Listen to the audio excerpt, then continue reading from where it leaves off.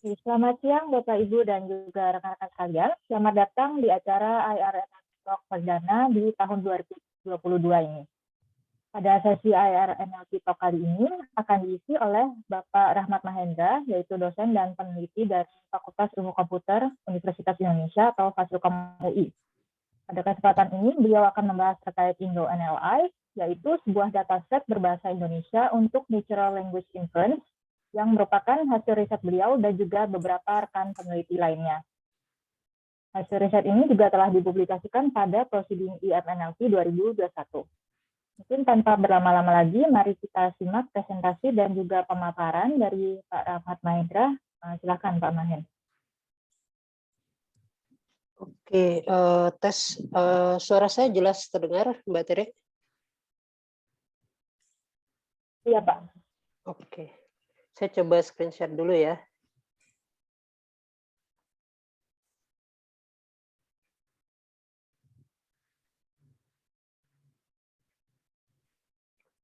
Oke, ya selamat siang Bapak Ibu semuanya, rekan-rekan mahasiswa. Assalamualaikum warahmatullahi wabarakatuh. Ya, terima kasih sebelumnya atas kehadiran Bapak Ibu dosen dari Fasilkom UI, rekan-rekan mahasiswa dari Fasilkom UI, serta beberapa tamu ya dari institusi lain. Mungkin saya izin menyapa beberapa. Di sini ada Bu Ade dari Telkom ya, ada Pak Endang dari Trisakti ya, ada Mas Luis dari Bukalapak, ada Pak Agus dari Bappenas ya, ada Mas Putra dari Unibrau gitu. Mungkin juga ada beberapa rekan-rekan lain, Bapak Ibu yang belum saya kenal.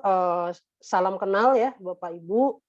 Pada siang hari ini saya akan mempresentasikan paper saya dan beberapa kolega ya yang tahun lalu alhamdulillah diterima untuk dipublikasikan pada conference ya, salah satu top conference di bidang NLP, yaitu Empirical Natural Language Processing ya.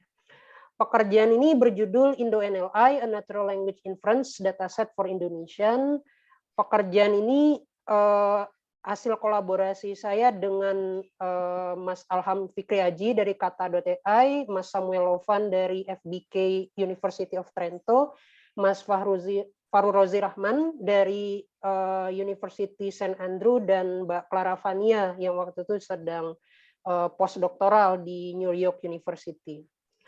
Jadi mungkin untuk background dulu, sebenarnya pekerjaan ini awalnya dari kelas mata kuliah yang saya ampu di Fasilkom. Saya mengampu salah satunya mata kuliah Natural Language Processing. Jadi 2 tahun yang lalu di proyek akhir ya, biasanya di kuliah Natural Language Processing ini saya merancang ada tugas proyek akhir yang dikerjakan oleh mahasiswa setiap tahun. Proyeknya ganti-ganti gitu, topiknya ganti-ganti. Dan salah satu tantangan adalah kalau untuk NLP bahasa Indonesia data itu sangat sulit gitu. Nah 2 tahun yang lalu di kelas saya dan tim asisten waktu itu memilih sebuah task, yaitu task Natural Language Inference ya. Jadi cikal bakal pekerjaannya sebenarnya dari kelas, dan untuk itu saya ingin mengucapkan terima kasih untuk elemen kelas. Di sini juga ada Mbak Tere ya, host di sini dulu juga 2 tahun lalu membantu saya di kelas NLP ya, ada Kerenza Doxolodio, Ajmal Kurnia, dan ada 27 mahasiswa gitu. Jadi awalnya hanya untuk mengerjakan tugas kelas ya, kita bangun data sedikit karena datanya belum ada gitu ya, belum ada sama sekali waktu itu. Nah, dan dari situ kemudian saya lanjutkan pekerjaannya dengan kolaborasi dengan beberapa orang kolega tadi gitu. Ini kira-kira latar belakang pekerjaan Indo-NLI ini gitu. Nah, untuk pengenalan ya, mungkin sebagian Bapak Ibu belum tahu task Natural Language Inference ini sebenarnya task seperti apa ya. Jadi di sini saya berikan contoh ya, ada 4 buah teks ya, ada teks yang panjang, saya sebut sebagai premis, terus ada 3 teks pendek disebut sebagai hipotesis ya. Jadi teks panjangnya di sini tertulis sebelum menikah dengan Hengki, Baby telah menikah dan memiliki 2 orang anak, Felicia dan Felicita. Nah, terus ada tiga kalimat lain yang lebih pendek. Kalimat pertamanya Baby menikah dengan Hengki, kalimat keduanya Baby adalah anak Hengki dan Felicia, kalimat ketiganya Hengki adalah suami kedua Baby gitu. Nah, tujuan dari tugas NLP Natural Language Inference ini adalah menentukan hubungan semantik dari pasangan kalimat. Jadi di sini kalau kita perhatikan, saya beri contoh yang pertama adalah kita perhatikan premis dan hipotesis 1. Hipotesis 1 ini bisa disimpulkan dari premis gitu. Jadi kalau kita tahu bahwa ada kalimat ya, sebelum menikah dengan Hengki, Baby telah menikah dan memiliki 2 orang anak, Felicia dan Felicita, kalimat ini bisa kita simpulkan bahwa Baby menikah dengan Hengki gitu. Kan kita bisa simpulkan gitu. Nah, cuman kalau kita perhatikan di hipotesis kedua ya, di sini Baby adalah anak Hengki dan Felicia. Makna semantik ini itu bertentangan dengan premis gitu. Karena kan kalau sebagai manusia kita tahu bahwa yang tidak mungkin Baby ini anak Hengki dan Felicia gitu. Maksudnya dari informasi semantik yang ada di premis, hipotesis ini tidak mungkin terjadi gitu. Nah, sementara ada hipotesis ketiga, Hengki adalah suami kedua Baby. Nah, kalau hipotesis ketiga ini kebenaran semantiknya bisa benar atau bisa salah gitu. Walaupun ada pernyataan di sini sebelum menikah dengan Hengki, Baby telah menikah gitu.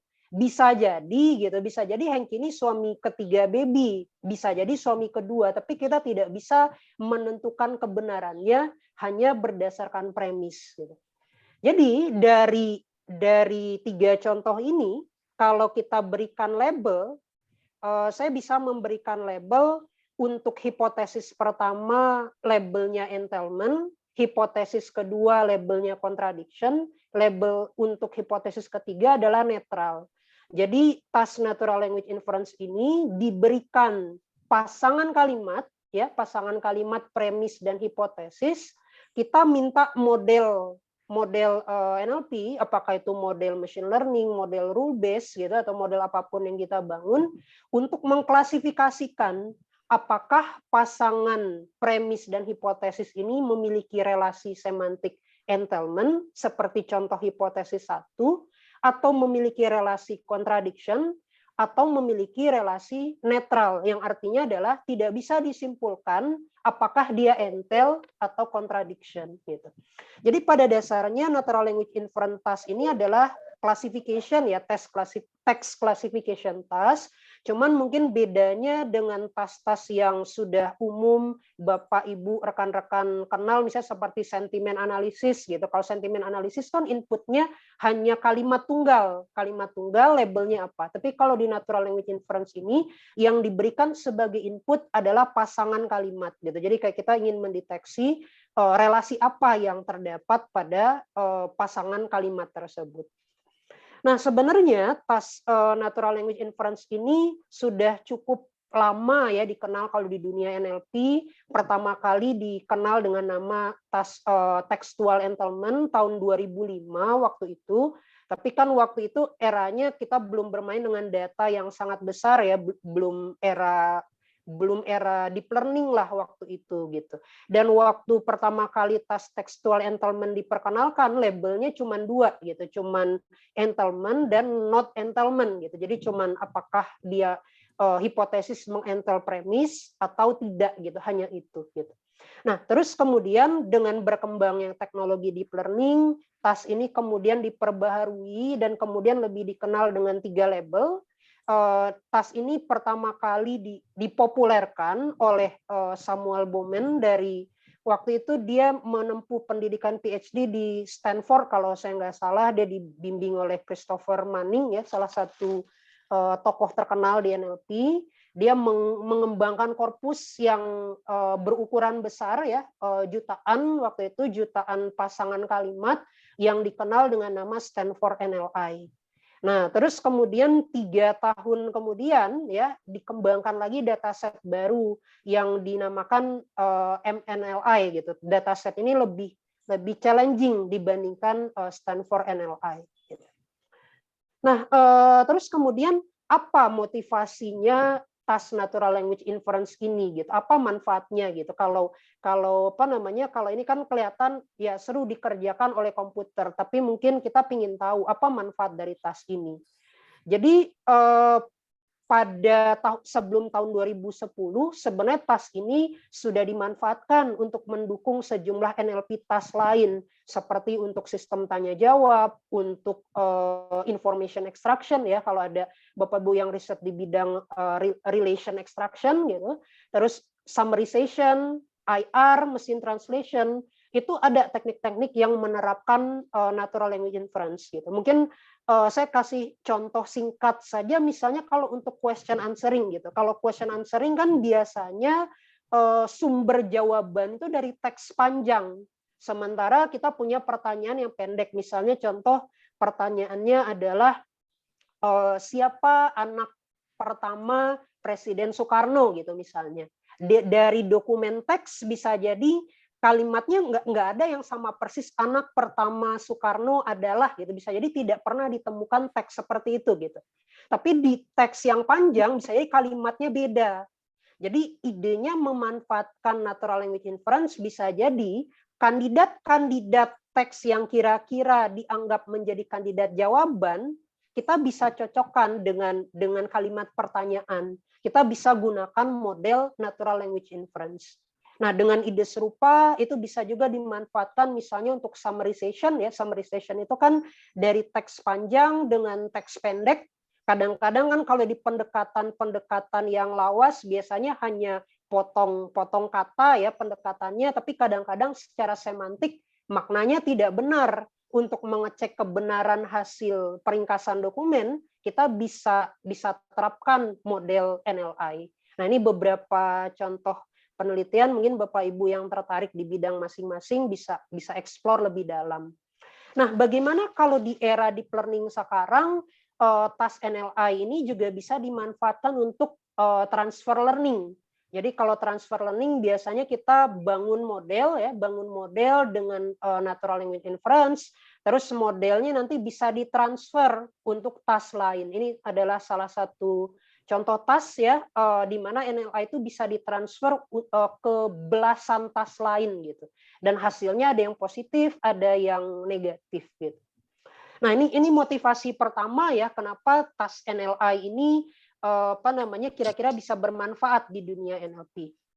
Nah, terus yang kedua motivasinya adalah jadi setelah berkembangnya teknologi deep learning, salah satu tren di penelitian di bidang NLP adalah researcher berusaha mengembangkan model-model yang canggih gitu. Misalnya yang terkenal sekarang BERT gitu. Kemudian ada XLMR, ada model-model terbaru gitu. Jadi biasanya kalau di luar itu sangat berlomba-lomba bangun model. Nah, model itu kan harapannya bisa diterapkan di banyak task. Nah, tahun 2018 ya beberapa peneliti ya Alex Wang, PhD student di New York University waktu itu dia mengumpulkan sejumlah task gitu. Jadi task ini dianggap sebagai representasi ya kalau kita ingin ngetes model-model yang baru, kita bisa tes gitu, bisa tes di sejumlah task. Kalau seandainya model tersebut hasilnya bagus, harapannya bisa digeneralisasi, modelnya ini bisa dipakai gitu. Nah, yang benchmarknya disebut GLUE, dan GLUE ini juga menjadi dasar ya dikembangkannya seperti Indo-NLU atau Indolem kalau untuk bahasa Indonesia. Dan seperti Bapak Ibu perhatikan di GLUE ini ada setidaknya 5 task ya. 5 task itu model tasknya adalah NLI. Jadi di sini untuk menguji model NLP memang saat ini komunitas NLP menganggap bahwa natural language inference ini adalah salah satu task yang bisa lah mengukur gitu seberapa baik model yang sudah dikembangkan. Jadi harapannya nanti kalau seandainya modelnya masih belum optimal ya memecahkan task, mungkin bisa dikembangkan lagi model-model yang lebih baik gitu. Itu dua motivasi terkait task natural language inference ini. Nah, terus kemudian bagaimana untuk bahasa Indonesia ya, untuk bahasa Indonesia sebelum Indo-NLI ini dikerjakan oleh kami. Jadi saya dan kolega yang mengerjakan paper Indo-NLI sempat mensurvei ya dari pekerjaan textual entanglement dan natural language inference. Kami hanya menemukan dua dataset ya, dua pekerjaan sebelumnya. Ada pertama dari rekan-rekan di UGM mengembangkan INARTE itu sekitar 1000 pair ya. Cuman sayangnya sejauh kami coba cari di domain publik, datanya itu tidak ditemukan di publik gitu. Jadi tidak bisa digunakan untuk riset-riset selanjutnya.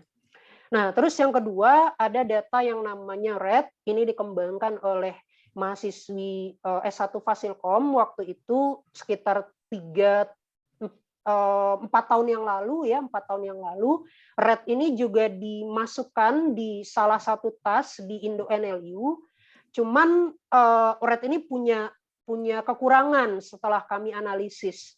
Yang pertama datanya terlalu kecil ya, untuk era deep learning sekarang 400 itu dirasa kurang. Itu kekurangan yang pertama. Terus kekurangan yang kedua adalah karena data ini di-generate secara otomatis ya dari Wikipedia Revision History, itu datanya tuh lexical overlap antar pasangan kalimat ya, kalimat di premis dan hipotesis itu sangat tinggi.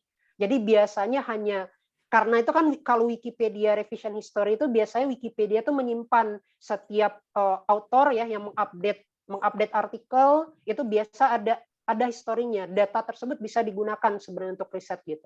Nah, biasanya itu kan yang diubah itu kadang hanya tambah kata depan atau misalnya ada ditambahkan beberapa kata gitu. Jadi tidak berubah total gitu pasangan kata tersebut. Dan kekurangan ini kan kalau kita generalisasi untuk model sepertinya masih kurang gitu. Nah, oleh karena itu kami tertarik untuk mengembangkan Indo-NL ini lebih lanjut. Nah, bagaimana dengan bahasa lain? Ini juga menjadi motivasi ya. Jadi kalau salah satu tren riset NLP sekarang adalah ada track namanya multilinguality. Jadi peneliti di luar itu biasa mengembangkan dataset tidak hanya untuk bahasa Inggris, tapi untuk beberapa bahasa gitu. Nah, ada peneliti di Facebook ya, Facebook mengembangkan namanya XNLI, Data Natural Language Inference untuk 15 bahasa ya. Bahasa itu cukup beragam ya, dari yang high resource seperti bahasa Inggris, ada bahasa Mandarin juga seingat saya gitu ya. Ada juga bahasa low resource seperti bahasa Swahili waktu itu ya. Ada satu lagi bahasa Asia yang low resource gitu. Ada bahasa Vietnam, ada bahasa Thailand gitu. Tapi sayangnya dari 15 bahasa ini bahasa Indonesia tidak termasuk gitu. Padahal sebenarnya kan populasi penutur bahasa Indonesia sangat banyak gitu. Jadi ini juga jadi motivasi. Belum ada data berukuran besar natural language inference untuk bahasa Indonesia. Dan kami juga melihat trennya di 2 tahun terakhir ya, ada pekerjaan membangun resource natural language inference dataset di bahasa Turki, bahasa Persia ya, bahasa Belanda, dan ini juga menjadi motivasi bagi kami. Nah, jadi apa kontribusi pekerjaan Indo-NLI ini? Pekerjaan yang pertama, kontribusi pertama adalah kami bangun dataset yang sebenarnya cikal bakalnya dari kelas NLP tadi, tapi ada beberapa tahap yang kami kembangkan setelah itu sehingga akhirnya jadi Indo-NLI. Kami merancang annotation protokol ya, bagaimana mengembangkan data dengan protokol anotasi yang lebih ramah untuk riset-riset low resource gitu. Nah, terus yang kedua, kontribusi pekerjaan Indo-NLI ini kami mengetes beberapa model state of the art untuk natural language inference terhadap data Indo-NLI. Nah, kami juga menguji seberapa baik performance dari pendekatan transfer learning dengan menggunakan pendekatan cross-lingual. Nah, terus kontribusi ketiga adalah kami menganalisis lebih dalam gitu. Karena kan kalau kita lihat menentukan relasi semantik gitu. Ada beberapa ada beberapa linguistic background gitu. Bagaimana dari sebuah premis bisa diturunkan jadi hipotesis. Jadi kami anotasi ya dari beberapa pasang tersebut dengan beberapa fenomena linguistik. Terus kami mengevaluasi lebih dalam di kategori apa saja yang model masih gagal, di kategori mana saja model yang kira-kira sudah cukup berhasil. Nah, jadi ini adalah annotation protokol yang kami usulkan. Jadi kalau sebelumnya di Stanford NLI atau MNLI biasanya data itu dibuat oleh author ya, kita sebut oleh author. Terus setelah ditulis oleh author, data tersebut diberikan ke 4 anotator lain. Jadi idenya adalah diberikan sebuah teks panjang ya, yang premis tadi ya, ini premis. Dari premis tersebut anotator diminta mengenerate 6 teks gitu. Kalau di pekerjaan asli Stanford NLI sebenarnya cuma diminta mengenerate 1 teks, tapi di pekerjaan Indo NLI ya kami meminta anotator ya, author ini mengenerate 6 premis, masing-masing 2 untuk entailment, 2 untuk contradiction, 2 untuk netral gitu. Jadi idenya itu yang dilakukan di fase writing. Nah, terus kemudian di fase validation, kalau kami membuat fase validasi itu bertingkat. Jadi kalau sebelumnya Stanford NLI itu langsung hire 4 anotator berbeda ya untuk mengetes apakah benar gitu. Jadi kadang-kadang ketika kita nulis kita yakin itu udah entail, tapi menurut orang lain ternyata tidak gitu, bisa jadi itu netral gitu, atau sebaliknya kita temukan juga ada yang menurut autornya contradiction tapi menurut yang lain ternyata itu entail gitu, sehingga itu perlunya ada validation. Nah, kami mengusulkan validation itu dibagi menjadi 3 round gitu, jadi tidak langsung hire 4 anotator. Jadi idenya adalah di fase validasi pertama cukup hire 2 anotator saja. Kalau seandainya hasil anotasi 2 anotator ini sudah sesuai dengan author asli, kami bisa langsung tetapkan bahwa labelnya sudah benar. Tapi kalau seandainya dari 2 anotator di fase validasi ini tidak sesuai dengan writing phase, kami akan lanjutkan ke validation tahap 2, tahap 3 gitu. Jadi sebagai contoh di sini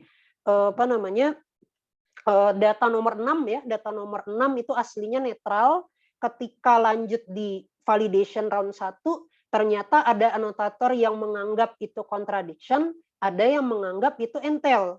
Jadi kan 3 label beda semua tuh, persepsi dari 3 orang gitu. Nah, kalau sudah beda semua, apa yang dilakukan? Kami akan lanjutkan ke validation round 2 gitu. Validation round 2 ternyata contradiction, jadi sudah ada 2 contradiction, 1 netral, 1 entail. Masih belum terpenuhi ya, majority voting 3, kami lanjutkan ke validation round 3. Dan ternyata anotator round 3 juga menganggap contradiction, ada 3 contradiction, sehingga nanti kami akan simpulkan bahwa data nomor 6 ini adalah labelnya contradiction. Nah, terus kemudian di contoh lain, data nomor 1 ya, data nomor 1 cukup sampai validation round 2 saja gitu. Dan ada data lain juga yang kadang-kadang itu tidak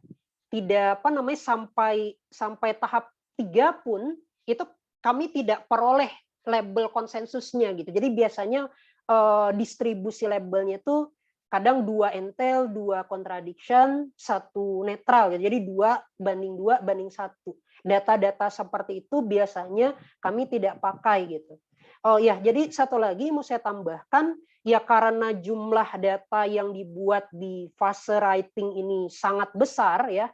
Kalau di kelas itu sendiri sudah dihasilkan sekitar 15.000 ya, karena jumlah mahasiswa tadi kan cukup banyak juga ya, masing-masing bikin data sehingga terkumpul cukup besar datanya. Tidak semua kami validasi gitu. Jadi kalau data yang tidak divalidasi itu otomatis akan masuk sebagai training data. Cuman kalau data yang sudah validasi nanti kami akan pakai sebagai dev atau testing gitu. Ya memang ini kurang ideal ya, tapi setidaknya training ada noise sedikit itu tidak masalah gitu. Nah, kalau Bapak Ibu cek di paper ya, kami juga melakukan pengukuran bahwa dengan skema validation round yang 3 tahap ini, kami bisa mengusulkan, bisa menghemat ya kalau kita hargain annotation cost itu dari berapa banyak anotator harus melabelin gitu, apalagi kalau dihargai dengan rupiah ya, itu kami bisa menghemat sekitar 34% cost gitu dibanding yang teknik yang dipakai oleh Stanford atau New York University tadi yang langsung hire 4 anotator sebagai validator. Oke, itu annotation protokolnya. Nah, kemudian datanya. Untuk data Indo-NLA ini, kami ambil ada yang dari Wikipedia, ada yang dari online news, ada yang dari website. Website itu biasanya ada dari website universitas, ada website perusahaan gitu. Jadi ada 3 domain ya, 3 domain. Dan untuk anotator sendiri ada 2 di sini, ada 2 grup ya, ada lay group ya, lay group itu yang sebenarnya cikal bakalnya dari kelas tadi. Jadi kalau di kelas itu sebenarnya hanya di fase writing phase ya, kemudian kami lanjutkan validation round 2 dan 3-nya setelah kelas gitu. Tadi dibantu oleh rekan-rekan teaching assistant tadi untuk menyelesaikan yang lay group tadi. Nah, cuman kalau untuk expert anotator ya, saya dan kolega yang jadi author itu juga melakukan tahap serupa. Jadi kami juga coba tulis diberikan premis masing-masing mengenerate 6 hipotesis, terus juga dijalankan validation round gitu. Jadi ada 2 grup anotator dan tambahan lagi untuk expert anotator selain dia mengenerate, dia juga menentukan. Tadi kan salah satu kontribusi ketiga fenomena linguistik apa gitu. Ketika kita menentukan label dari premis ke hipotesis itu dia entail, contradiction atau netral gitu. Jadi itu bedanya antara lay group dengan expert anotator. Nah, ini data yang diperoleh ya. Jadi kalau dari lay group yang dari kelas itu sebenarnya ada sekitar 14.000, hampir 15.000 ya, 15.000 data yang divalidasi itu hanya sekitar sepertiga ya, kira-kira sepertiga lebih kurang datanya gitu. Jadi otomatis 10.000-nya itu jadi training set gitu. Nah, sementara kalau yang expert, seluruh data yang ditulis, jadi kan author itu ada 5, jadi masing-masing sekitar 600 lah tiap orang nulis, itu nanti divalidasi oleh author yang lain.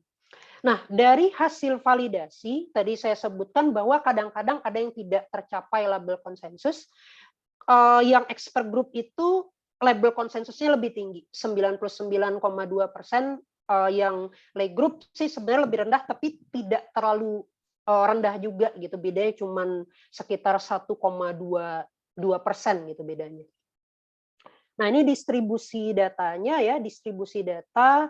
Kalau data yang lay itu ada yang jadi trend ya, ada yang jadi trend, ada yang jadi tes, ada yang jadi dev, ada jadi tes. Sementara kalau data yang dari expert ya, karena divalidasi semua, itu kami distribusikan ke dev dan ke tes. Gitu. Jadi tidak ada data trend ya kalau yang dibuat oleh expert gitu. Jadi bisa dilihat di sini kalau distribusinya. Oh ya, satu lagi tambahannya, premisnya tuh juga kami bagi menjadi tiga tipe. Ada yang single sentence, 1 kalimat saja. Ada yang double sentence, terdiri dari beberapa kalimat, ya 2 atau maksimal 5 kalimat. Ada yang paragraf gitu. Jadi ada sekumpulan kecil data ya, yang premisnya tuh cukup panjang, paragraf gitu. Nah, itu kontribusi pertama ya, kontribusi pertama kami bangun data. Nah, sekarang kita masuk kontribusi kedua, kami mengetes dengan sejumlah model. Yang pertama, kami tes berapa performan manusia kalau dites dengan data Indo-NLA yang kami buat. Jadi kalau untuk mengetes human performance, kami mengikuti metodologi yang sudah pernah diteliti oleh Nikita Nangia dan Samuel Bowman waktu itu. Jadi idenya adalah kami sampel data dari tes yang lay group dengan tes expert, kami hire 3 anotator baru yang tidak terlibat dalam proses pembuatan data, terus nanti kami evaluasi apakah hasil prediksi labelnya sesuai nggak dengan goal standar.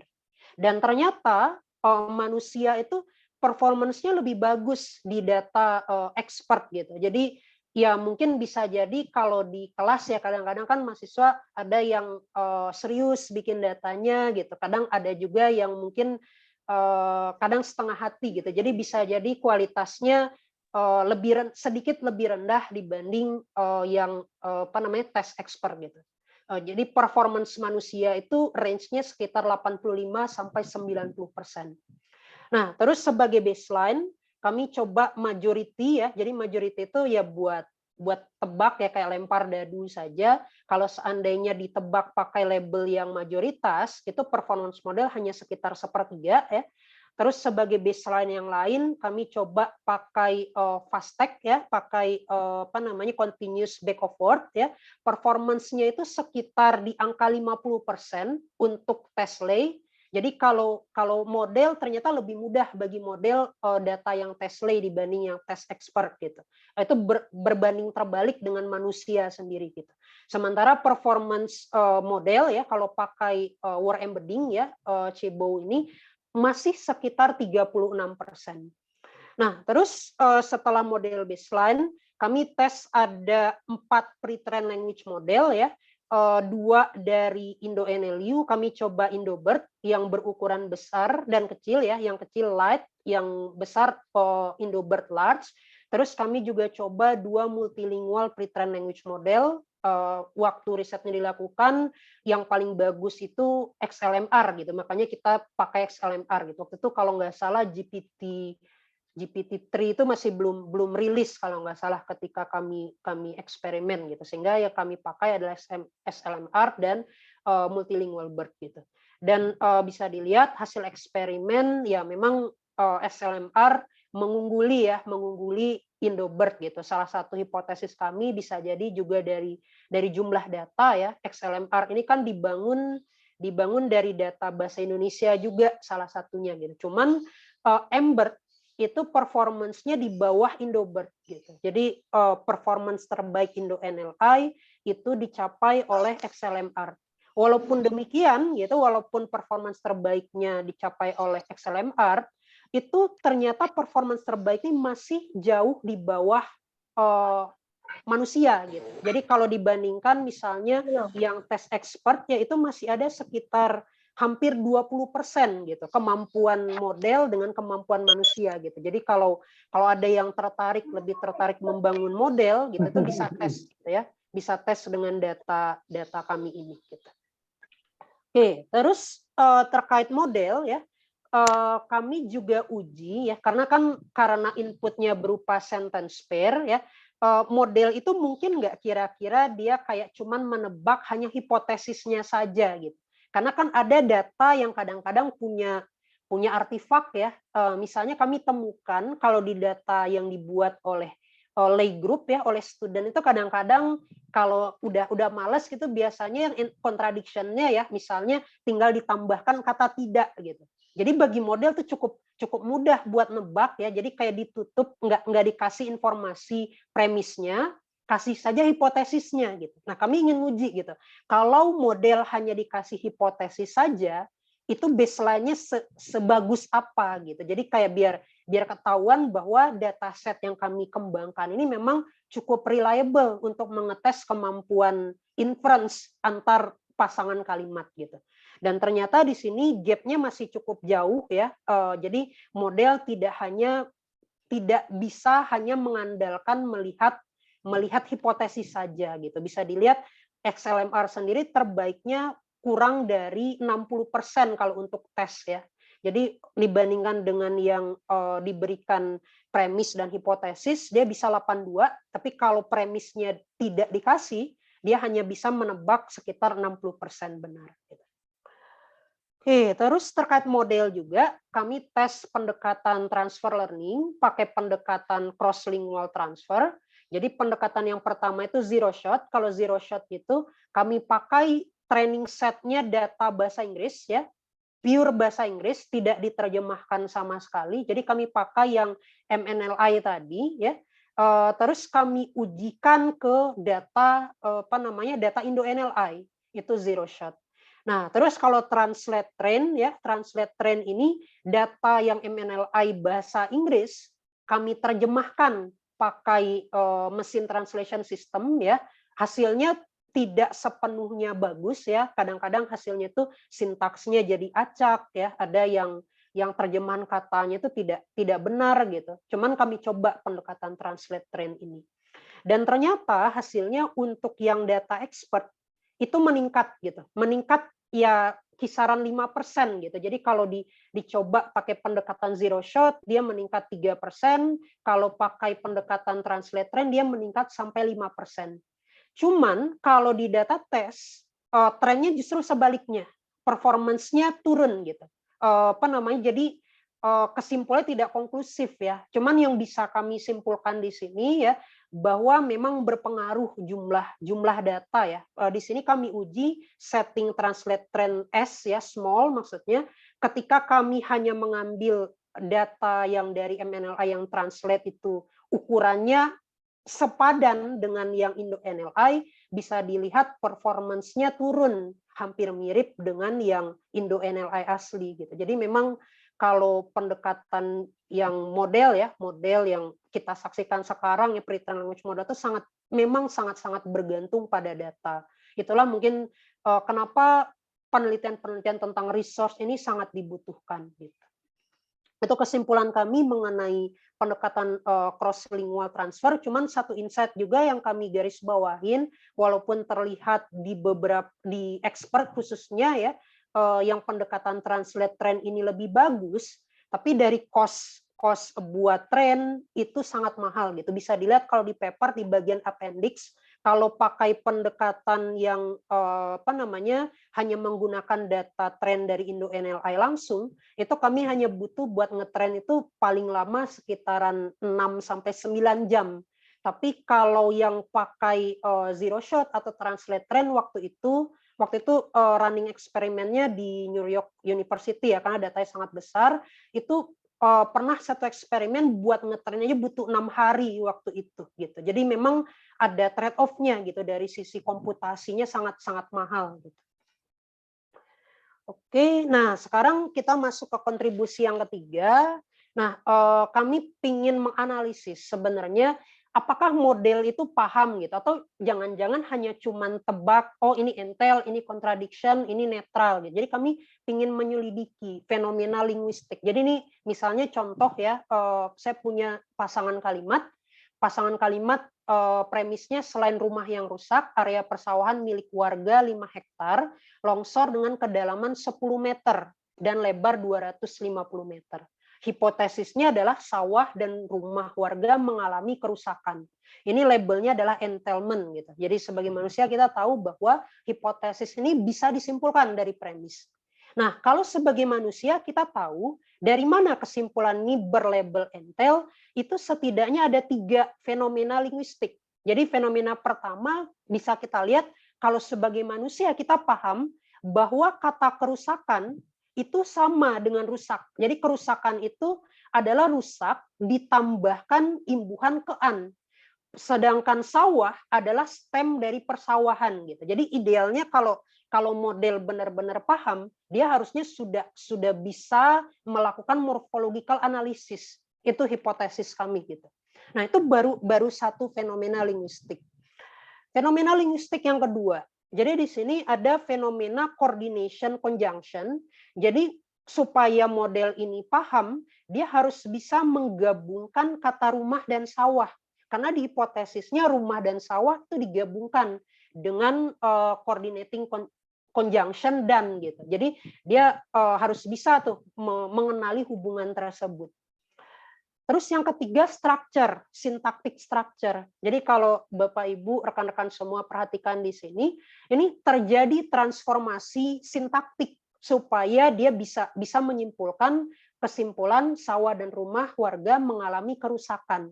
Jadi di sini kalau kami analisis lebih dalam, Kan di kalimat aslinya rumah dan warga terpisah cukup jauh gitu. Kalau kita modelkan dengan dependensi tree, itu harusnya terdapat dependensi edge antara rumah dan warga gitu. Jadi idealnya model itu harusnya juga bisa memahami bahwa rumah itu melekatnya ke warga gitu. Jadi kalau seandainya model berhasil menebak label ini dengan benar, hipotesis kami harusnya model juga sudah bisa melakukan morphological analysis, sudah bisa memahami coordinating conjunction, sudah bisa memahami struktur dari kalimat. Itu hipotesis yang kami yang kami berikan di penelitian ini. Nah, ini kan 3 contoh fenomena linguistik. Kami kami identifikasi ada 14 fenomena linguistik ya. Kami lihat dari sejumlah paper, kami kumpulkan, kami lihat dari data, ada sekitar 14 gitu ya. Dan dari 14 ini kami pilih 600 ya, sekitar 600 sampel karena keterbatasan resource juga. Kami hanya menganotasi 600 dari data tes expert, fenomena-fenomena apa saja yang perlu diperhatikan. Dan ternyata dari 600 itu, mayoritas data itu banyak mengandung numerical dan math reasoning gitu. Jadi kalau supaya model itu bisa menentukan apakah entail atau contradiction atau netral, model idealnya harus paham bagaimana hubungan angka, hubungan hitungan matematik gitu ya. Terus satu lagi yang cukup tinggi juga leksikal semantik, kadang-kadang sinonim, antonim gitu. Itu model harus benar-benar paham.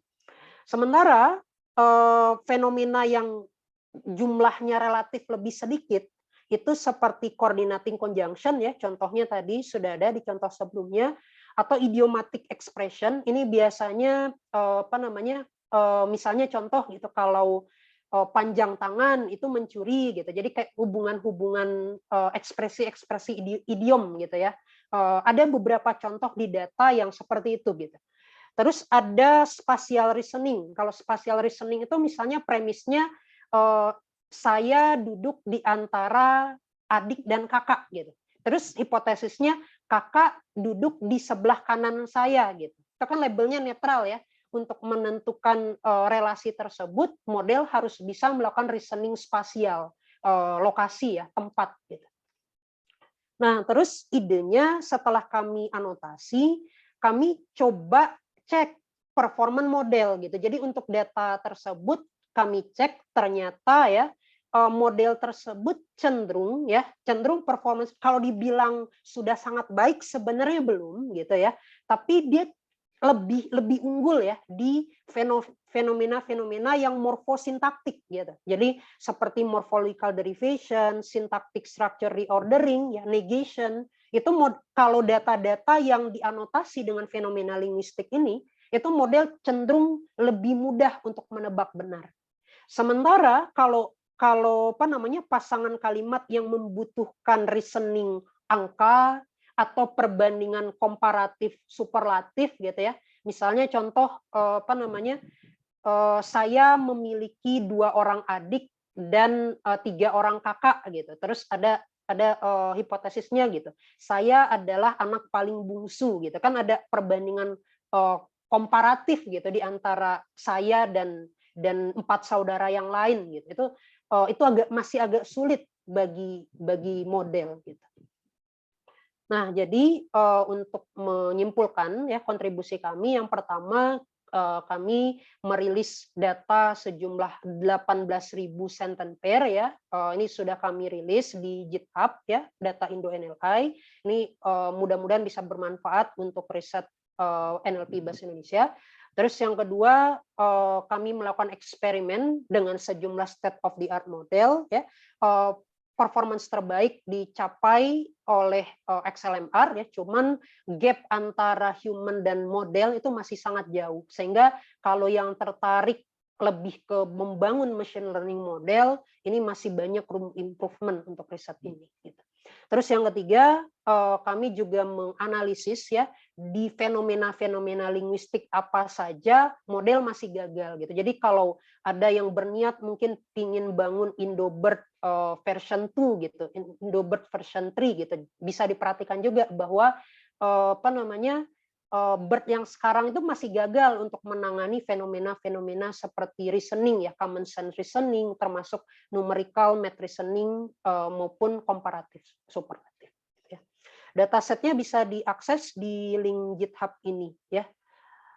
Itu saja yang bisa saya presentasikan. Mudah-mudahan bermanfaat. Terima kasih Bapak Ibu. Assalamualaikum warahmatullahi wabarakatuh. Baik, terima kasih banyak Pak Mahen untuk pemaparannya. Mungkin sekarang kita bisa lanjutkan dengan sesi tanya-jawab. Bagi Bapak, Ibu, atau rekan-rekan yang memiliki pertanyaan, silahkan untuk mengetikkannya di kolom chat, atau bisa juga melalui fitur raise hand, kemudian silahkan unmute dan menyampaikan pertanyaannya secara langsung. Oke, sudah ada satu pertanyaan ya dari Saudara Louis Owen. Silahkan, Mas. Mungkin bisa disampaikan pertanyaannya. Ya, terima kasih Bu Teresia. Selamat siang Pak Rahmat, terima kasih untuk pemaparannya. Menarik banget untuk papernya dan sepertinya bisa sangat berguna nih ya untuk kedepannya. Jadi sebelumnya saya ada beberapa pertanyaan, ada 4, tapi mungkin akan saya berikan yang 2 pertanyaan pertama terlebih dahulu. Jadi kira-kira kalau dari Pak Rahmat atau teman-teman author sendiri, apakah ada taksiran berapa persen noise yang terkandung dalam training datanya? Karena tadi kan kalau dari proses pembangunan data sendiri, nggak semuanya divalidasi ya, tidak semuanya divalidasi. Jadi apakah ada taksiran berapa persen noise-nya? Mungkin itu bisa diturunkan dari statistik yang didapat saat proses validasi atau yang lainnya. Terus yang kedua, itu dari model performance, kalau saya lihat tadi di slide ke berapa ya, yang terkait model performance itu iya ini. Jadi itu terlihat di tes expert itu cenderung performanya lebih rendah dibandingkan data dev dan tes yang lay. Nah, itu nggak tahu, saya kepikiran suatu hipotesis gitu ya. Apakah ini mungkin terjadi karena terlalu banyak noise di dalam data training itu sendiri? Jadi modelnya nggak berhasil mengeneralisir dengan baik. Dan itu juga dugaan saya atau hipotesis saya itu semakin kuat saat lihat tabel yang slide setelah ini, Pak. Jadi di tabel setelah ini kan ada yang translation based approach yang sebelah kanan. Nah, di sana itu di data tes expertnya pun untuk baris kedua yang translate train itu performanya paling tinggi, bahkan dibandingkan dengan yang tabel sebelah kirinya. Nah, jadi apakah mungkin karena terlalu banyak noise di dalam data train yang dibangun? Mungkin itu dulu pertanyaan saya. Silakan jawab, Pak. Terima kasih. Oke, ya terima kasih Mas Luis ya atas pertanyaannya ya. Pertanyaan pertama mengenai taksiran ya, taksiran training data gitu ya.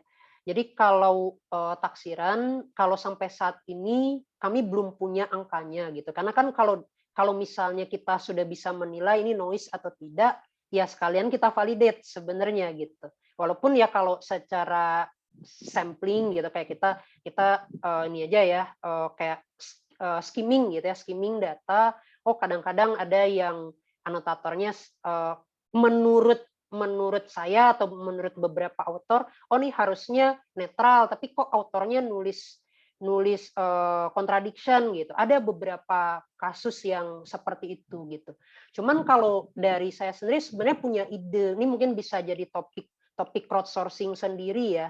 Sebenarnya kan tiap anotator ya yang buat data training tersebut itu kan bisa diukur performance-nya. Karena kan sebagian data dari masing-masing anotator itu udah divalidate gitu ya. Jadi kita bisa kasih skor gitu. Nanti kayak kita bisa perkirakan gitu. Kira-kira anotator 1 skornya rendah, bisa jadi noise di data ini lebih besar gitu. Kita bisa sampel gitu nanti untuk data dari anotator 1 ini gitu. Tapi ini baru ide riset ya, ini bisa buat kalau yang tertarik topik-topik crowdsourcing sebenarnya gitu. Itu untuk yang taksiran ya, pertanyaan pertamanya Mas Luis ya. Terus kalau pertanyaan kedua terkait kenapa performance expert lebih rendah dari lay ya. Kalau hipotesis kami yang pertama jelas data train itu kan full 100% dianotasi oleh lay group gitu. Jadi homogenitas datanya, karakteristik datanya jelas lebih mirip antara lay test dengan training data gitu. Sehingga expert mungkin cenderung cenderung lebih gagal gitu dibanding yang dibanding lay gitu. Cuman mungkin ketika dicoba dengan pendekatan transfer learning, ternyata polanya agak kebalik gitu. Maksudnya bukan kebalik ya, dalam artian di cross-lingual ternyata dengan dataset yang kita pakai, dataset bahasa Inggris, tes expert tuh bisa naik, sementara di tes lay malah bisa turun gitu. Artinya adalah di sini mungkin kesimpulan yang lain yang kami bisa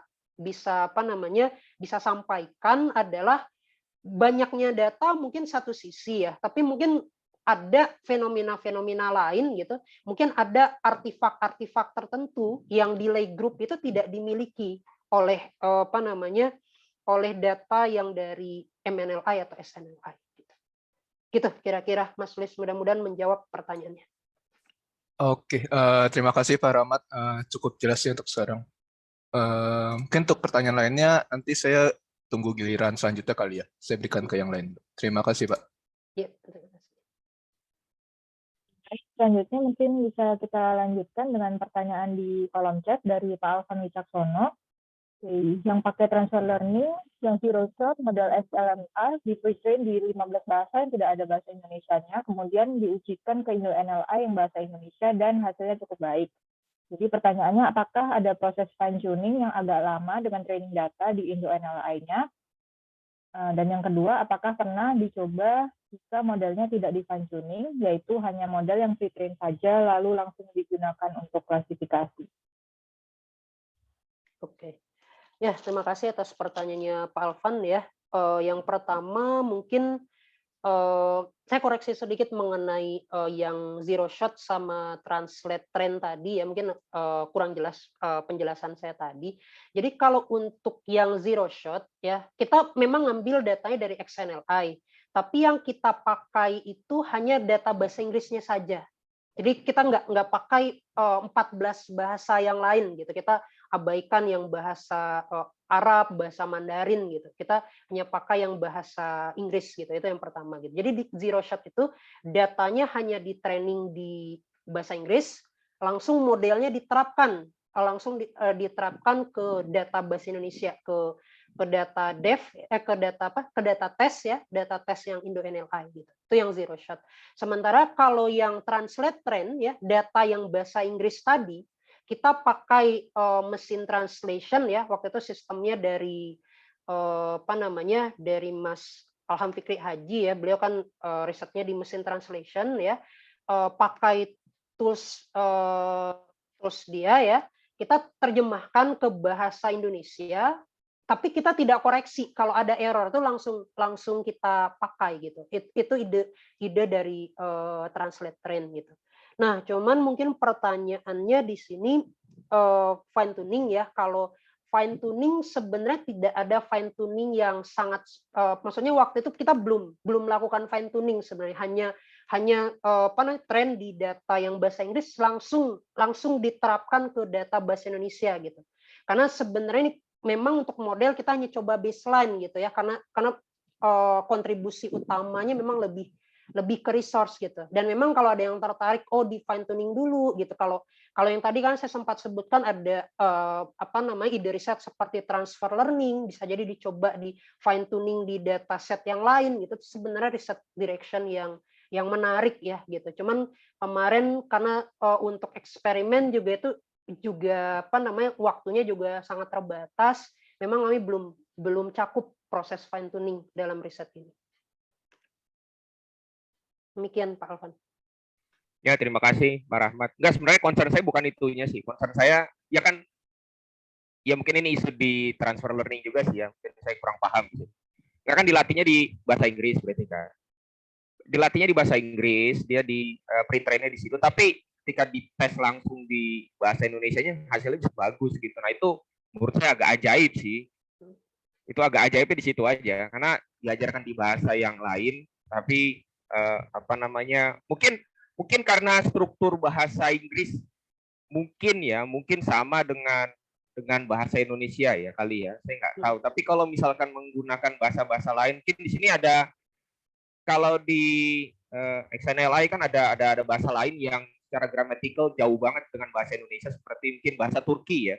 Bahasa Turki itu grammarnya jauh banget sama bahasa Indonesia. Dia golongan bahasa Asia Utara itu yang mirip-mirip bahasa Jepang, Korea gitu ya.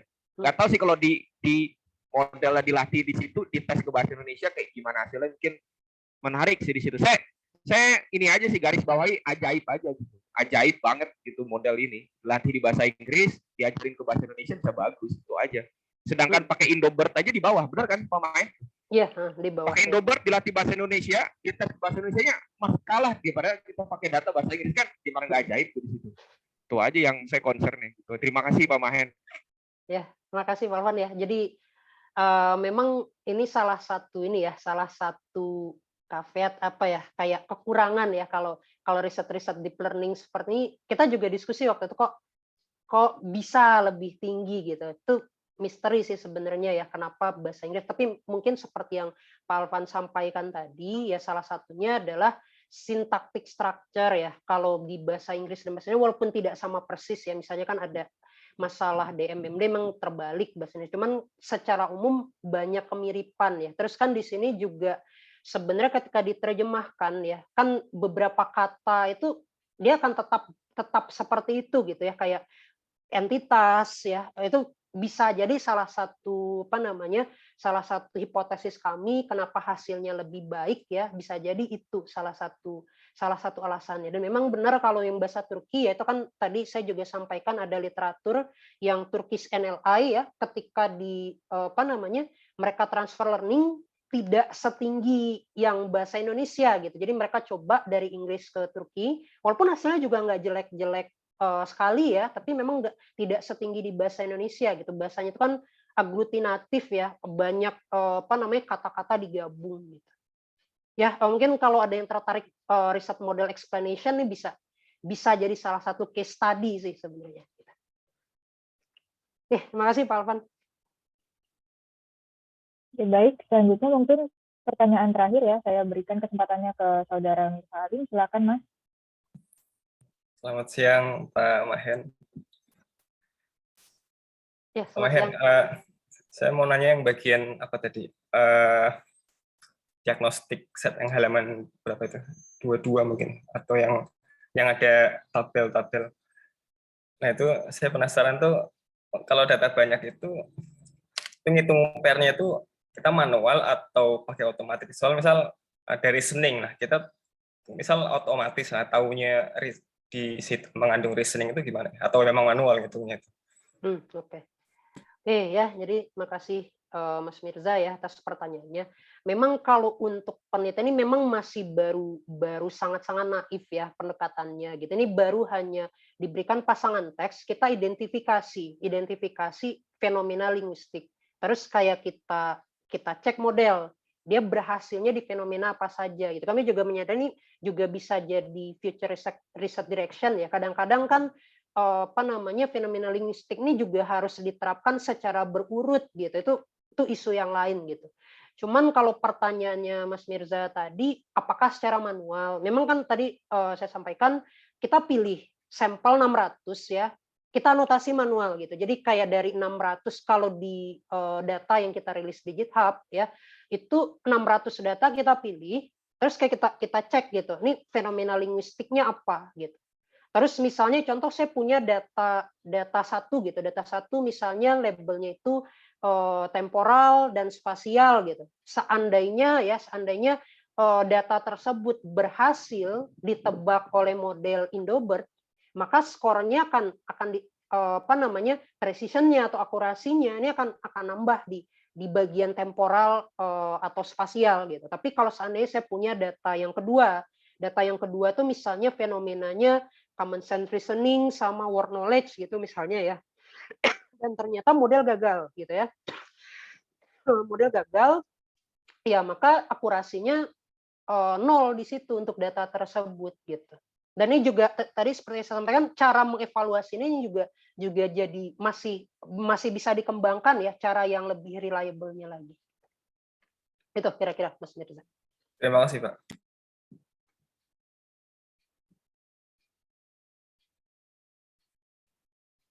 Mungkin karena waktu sudah menunjukkan pukul 2 siang, mungkin kita cukupkan dulu ya untuk sesi IR NLP Talk pada siang hari ini. Terima kasih banyak kepada Pak Mahendra untuk share-nya di sesi kali ini, dan juga terima kasih kepada Bapak Ibu serta rekan-rekan sekalian yang telah meluangkan waktunya untuk menghadiri sesi siang hari ini. Mohon maaf apabila ada hal-hal yang kurang berkenan, dan sampai jumpa di IR NLP Talk selanjutnya. Terima kasih. Siap Bapak Ibu semuanya. Terima kasih Pak Rahmat.